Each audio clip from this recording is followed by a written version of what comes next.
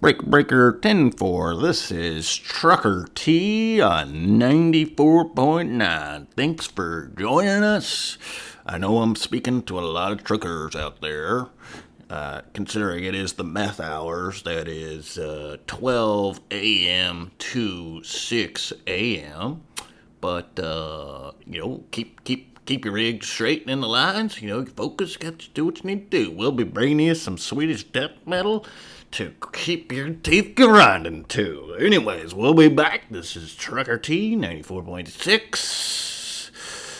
After these messages, and it is the Tom Carlson Show for Tuesday, September 8th, nighttime edition, bags under the eyes edition, meth hours edition, Red Bull edition.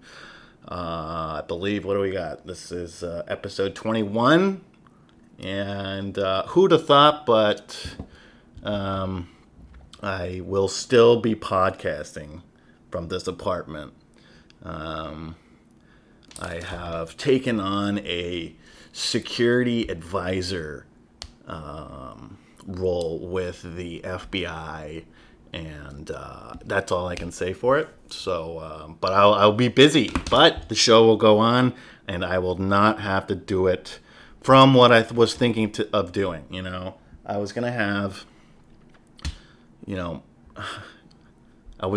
my family, my sister, ship out my outdoor camping gear, and I was going to, set up on a, one of the vegetative areas on the East River where people run by, and make a tent, and then I was going to keep the podcast going then. So, while using a solar panel charger.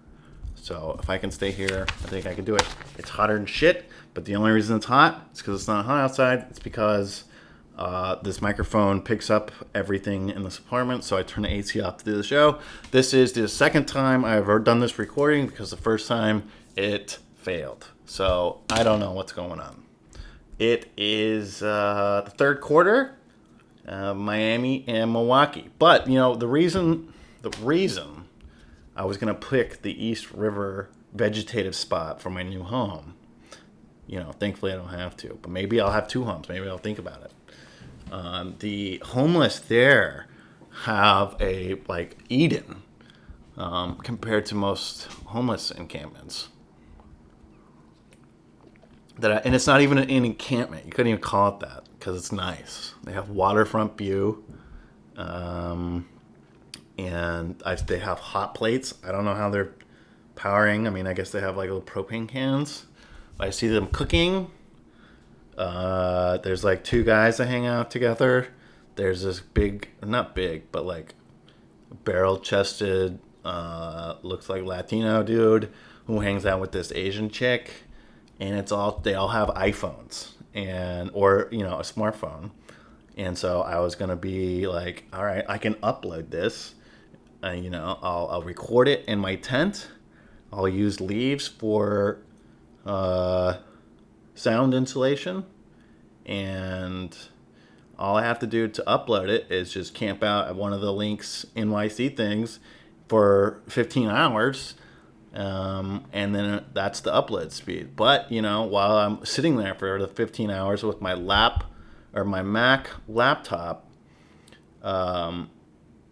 I will have a sign up saying, "I'm broke.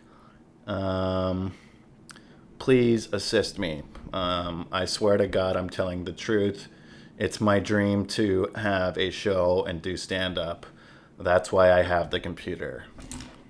Please spare some change."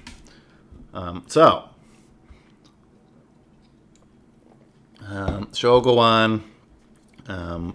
We'll see if we keep them on Tuesdays, but as far as the stand-up goes, I think we're probably waiting until we get a vaccine. I don't know. I need to get some stability under me, and then also at the same time, not that I have enough ends or haven't tried enough, but I think it's going to be rather difficult to do, any open mic kind of shit. I don't want to do that in a park, nor would they have me. So let's get that vaccine. My Corona. Let's check the stats. It's September 8th, okay? Daily state by state. Who's doing what? Who is behaving or has been, through reasons we don't know yet, been not affected that much. New York's good. I am getting pretty sick and tired of Cuomo tweeting every day about it. Good Lord, dude. He's really kind of thinking highly of himself. But at the same time, oh, got a notification there. I mean, we are less than everyone. South Carolina down to 11. Okay, 11% positive test rate. All right, I'm just gonna go everywhere I lived. Idaho. Whoa, dude, up to 15 again. Jesus. What I was saying about New York. I mean, people kind of respect the virus still, but not the same that it was, because I think, one, Cuomo is tweeting out every day what the positive test rate is. So it's just kind of like, well, it's 0.8% chance that I get. Well, I don't know if it's that you get it, but that's what it makes you think. So it's like, wear a mask, don't wear a mask. If you're inside, we're still wearing masks. Who cares about masks? But yeah, not a whole else going on here in the city.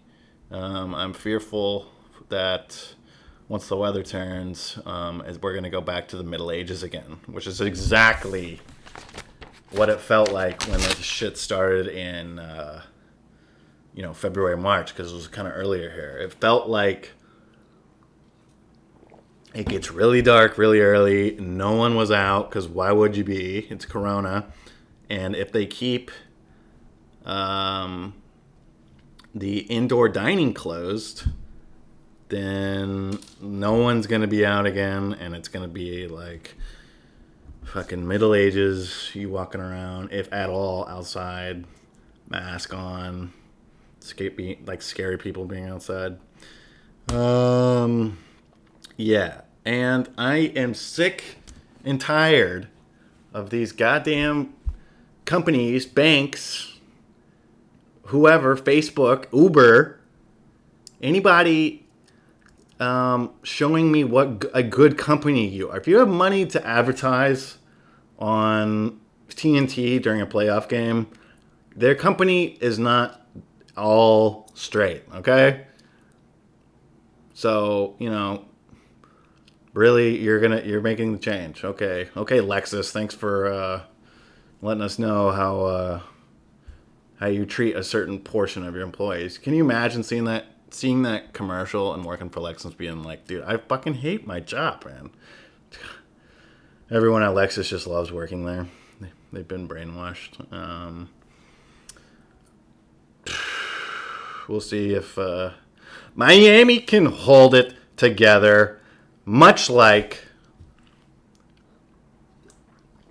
you know what a ninja's favorite drink is, guys? And this is going to be what I open with on my first set when things open up. You know what a ninja's favorite drink is?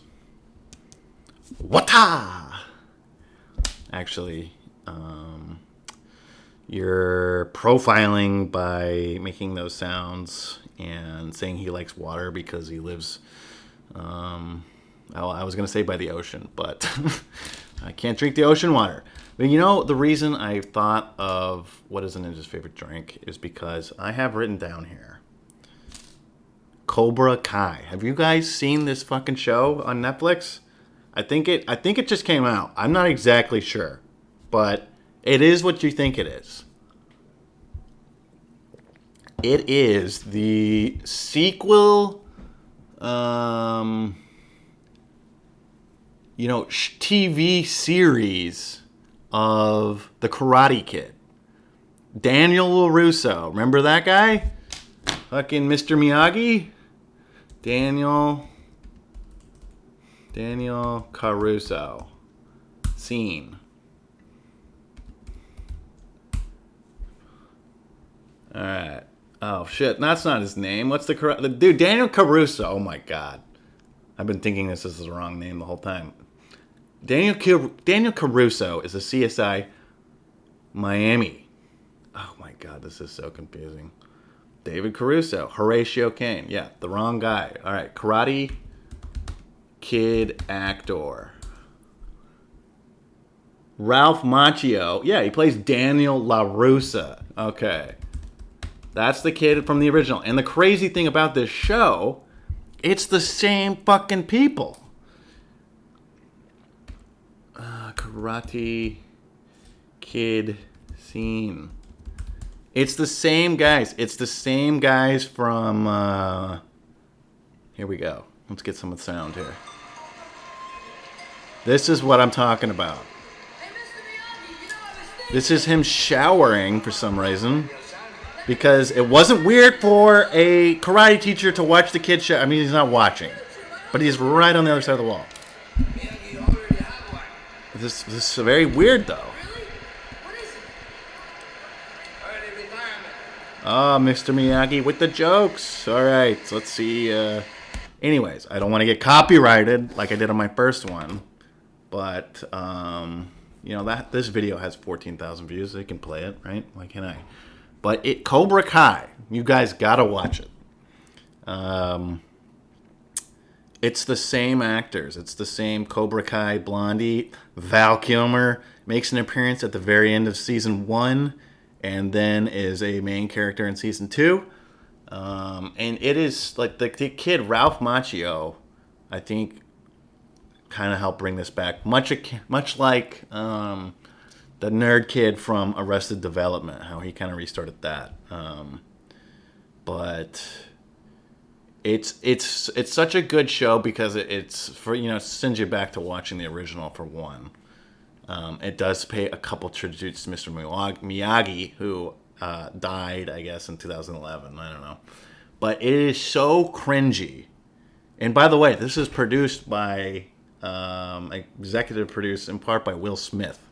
So I don't know what that shows about it, but I think this is pre him knowing his wife was fucking another dude, or pre him being told that's what she was gonna do, and that he needed to be okay with it. Otherwise, he is somehow at fault.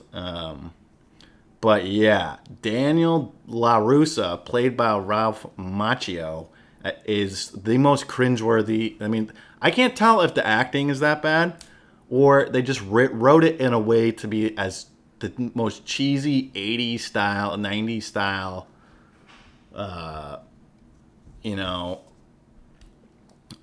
paying homage to those times. Because, I mean, it's just like they're playing songs from 13 or 16 Candles when these people, I mean, it's quite something. I watched it in like 3 days. So, 30-minute episodes. And I'm pretty glad that I don't have to keep finding shit through an algorithm, because I really wonder, because I can hear, my wall is relatively, pretty quiet in my apartment, but I know people can hear me yelling, and I'm curious. Let's check if the camera is still working. This show really is for audio. But, check the tan face, check it out sometimes. Thanks, YouTube followers. Ugh, I can't believe I said that. People who watch my show for, laughing at me or laughing with me. I thank you. So, camera's still working. So, and I'm not going to have to go through the algorithm, because NFL starts on Thursday. Can't fucking wait for that. And then we're locked in, baby. We are locked in to college football. It's happening. I could not be more stoked for that. Hopefully everything goes off without a hitch. Not that it will. The last thing I want to see is people like, and it will happen too. Like there's something's gonna happen with this corona. Although, I thought the same thing with the NBA bubble. So who knows? But yeah, can't fucking wait for this weekend. Not that I need to be wishing ahead anytime soon. Thomas, when will you slow the show down and talk about what's really happening? What's really happening is that I ran for the first time in like a week because, honest to God, I wasn't, because at the amount of income that I was left with, I needed to eat. I was looking at food in terms of calories for the most possible. You know what I'm saying? And I was like, I can't keep running like this because since quarantine started. So when I was if you guys want to lose weight, this is how you do it. Okay. You pay off your loans at a certain time when you've been somewhat established with your new company, and then you wait for a pandemic to hit, and it just so happens that the pandemic hits at the same time you've spent all your money paying things shit off, and then you go on unemployment, and your small amount of savings that you've had is burned up in about 2 seconds, and then you're like, fuck. I almost don't have money to live because Nancy Pelosi is too busy getting her hair blow dried, and and then you go on I am the most broke, privileged person on the planet diet, and so you have this like nice apartment, and you have these things you've bought like 3 months ago. And you eat a peanut butter sandwich at like 12:30. That's like your breakfast and lunch. And then maybe you then typically, I mean, this is the real way to lose weight. You have your peanut butter sandwich, and then at like 6:30, you have a bowl of rice. And that's it.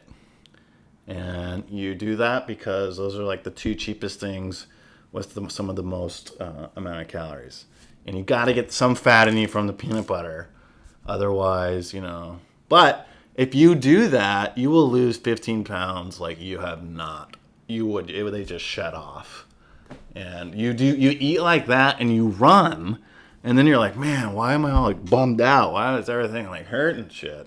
Why is my shoulder fucked up? It's like maybe because you've eaten like a child in a war-stricken country, the ones with like the distended bellies. Except for mine, I've gotten so skinny. I mean, when I went to Idaho, this was the middle of quarantine. I was 184 pounds when I landed, and then I went to the doctor a couple weeks ago, and I was 170. And since then, I've been doing purely the Tom Carlson privileged poverty diet. And let me tell you, I look fabulous. But I was not feeling so great. Who'd have thought? Who'd have thought? Yeah, pretty crazy. And as this privileged poor person that I am, this was the other cool thing I was able to do. Unless I've already talked about it, but I don't think I have. I think I talked about this on the show I did 30 minutes ago that didn't record. So, I'm this like pretty, average New Yorker here. Like I don't have anything like sweet. I don't have like a house in like the Hamptons or anything. But what I do have is friends with, connections to shit. And I was able to go enjoy these fucking pools. One was in, well, I'm not going to say where they were because you're not supposed to, because it's one of those places which I like.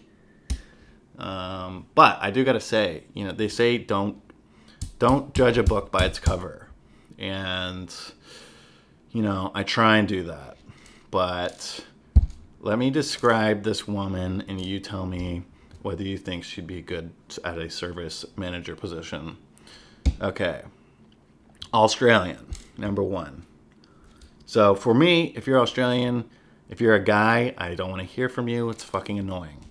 If you're a girl, maybe, but it also can be what my thing with Australians. And God forbid I get this podcast ever makes it over there, and then they find this one. But from my experience, which is mostly Thailand and some other areas like Bali, Australians are the most obnoxious people in the world, by far. And I don't know if they don't know or if they don't care. Because if they don't care, I kind of respect it more. If they don't know, it's annoying as fuck. So I just don't have any time. I don't have any time for them. And so this chick was Australian, and she, looked platinum blonde, bleached blonde hair. That was kind of tied up in this like little wigwam type thing, and like porcelain white skin with she had the look of someone puzzled that she had run out of flesh to tattoo. I'm talking the whole fucking body piece. And so that was the look. That was the cover on this book. And I was like, this is a nice place we're at. I know we're in Brooklyn, but I mean, kids are here, right? Like, and so she's like doing this like walk up thing, like, because we got there early, and one of the days, and that's when kids come with their parents. Well, kids don't come. Like it's a family with like a small child, and they come to the pool before it gets like filled with like young adult type people in the afternoon. But we were there early because I wanted to get all the UVs. And this tattoo lady, remember, still not really trying to judge a book by its cover, okay? She's like doing this like side walking thing, like stomping around and trying to like, remember, this is during COVID, trying to communicate like / dance around with these two obviously shy girls at the pool. They were like maybe 3 years old and like 1 year old, or like 1.5. And it's like immediately like, okay, this is a scary thing. I've never seen anything like this in my life. What is this person? Or what is this thing? So I was like, okay, that's kind of weird. Does she have some sort of complex where she needs kids' affection because she never got any from her own parents? I don't know. Don't judge a book by its cover. And then, as things progressed, come to realize this lady was a bitch. And when, not that I am complaining because it's not my affiliation with that place, but if you pay for like a nice thing, we went to get sushi, which I am now a sushi guy, and like the waiter there was so much better in comparison to the service manager at this pool that I was like, that it was shocking. And he didn't do anything crazy. He was like, what I noticed was like, when we did the ATM card, he gave us rubbing alcohol to wash our hands, and was just there when we needed him. And it was just like, wow, I want to give that guy a 80% tip. And it was just like regular good service. You should do it in the service industry. like how I did for like 6 years. And so that is one of the most, like, the cover was the book. So, like, that would be, when I was younger. I don't know if they still have these. They would have these books at, grocery stores, or it was mostly grocery stores, like a Fred Meyer or a Kroger or wherever the hell you're from. What do they have up here? They certainly don't have these in Whole Foods, but they got like a guy looking like Fabio on the cover, and some girl in like a maiden's white dress, like holding on to his deep V pirate shirt type. Like that cover is the book. So, fuck this girl, tattooed Brooklyn pirate lady who sucked at what she was doing. And speaking of sucking at what you're doing, let's check and see what the next game is today, because when I first started this podcast, it was halftime of Miami and Milwaukee, and I was like, all right, I'm just gonna do what the TNT guys do. I was like, I could do that. How hard is it to be cool for fucking 15 minutes?